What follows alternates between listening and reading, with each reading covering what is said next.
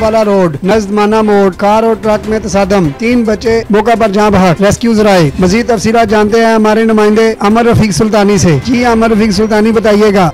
जी, बूरे वाला आरफ वाला रोड नजमाना मोड़ कार और ट्रक में तसादम। बूरे वाला रेस्क्यू 112 बेहाड़ी को इत्तला मिलते ही रेस्क्यू 112 बूरे वाला की एम्बुलेंस को रवाना कर दिया। बूरे वाला रेस्क्यू 112 ने बर वक्त रिस्पॉन्स करते हुए जख्मियों को फौरी तौर पर फर्स्ट एड फराहम करते हुए चेक किया तो 3 बच्चे मौके पर ही जहाँबहक हो चुके थे और 2 जख्मी, जिसमें एक खातून और एक मर्द अस्पताल शिफ्ट करते हुए दम तोड़ गए।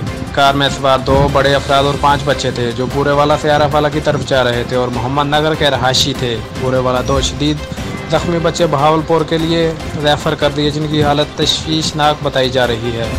नुमाइंदा आमिर रफीक सुल्तानी 29 न्यूज़ HD बेहाड़ी। आमर रफीक आपका बहुत शुक्रिया।